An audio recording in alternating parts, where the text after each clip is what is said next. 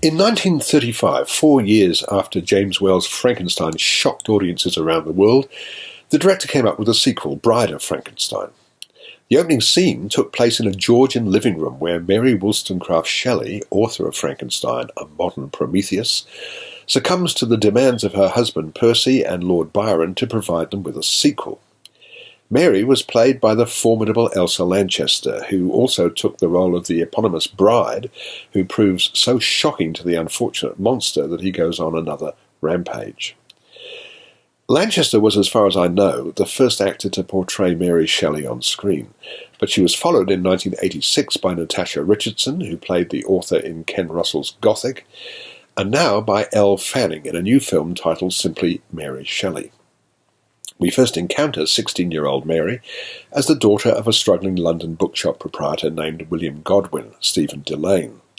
Her mother died soon after Mary was born, and she has an uncomfortable relationship with her stepmother, Joanne Froggatt, but she's devoted to Claire, Belle Powley, her stepsister. On a trip to Scotland, Mary encounters the young poet, Percy Bysshe Shelley, Douglas Booth, and falls in love with him, unaware at first that, though he's only 21, he is married and the father of a daughter. Soon after she returns to London, Shelley follows her and is taken on as an apprentice by Godwin. Eventually the couple elope, and Claire joins them in what becomes a ménage à trois. Inevitably, all three wind up at the Geneva chateau belonging to the wildly eccentric Lord Byron, Tom Sturridge, along with Dr. Polidori, Ben Hardy.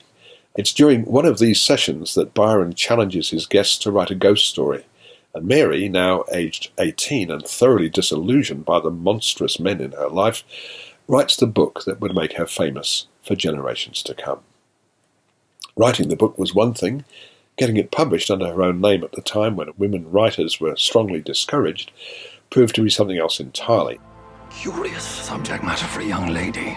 Are you suggesting the work belongs to Mr. Shelley? It is my story.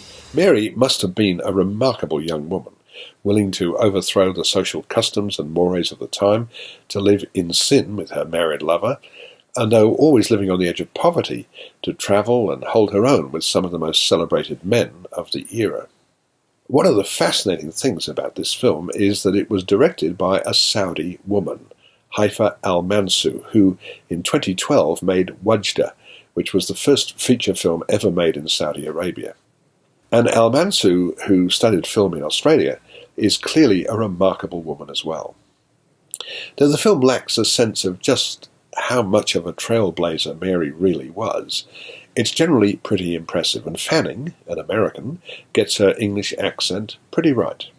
Most of all, the film is a tribute to its brave and uncompromising women, Mary Shelley and Al-Mansur. I'm giving it 3.5 stars.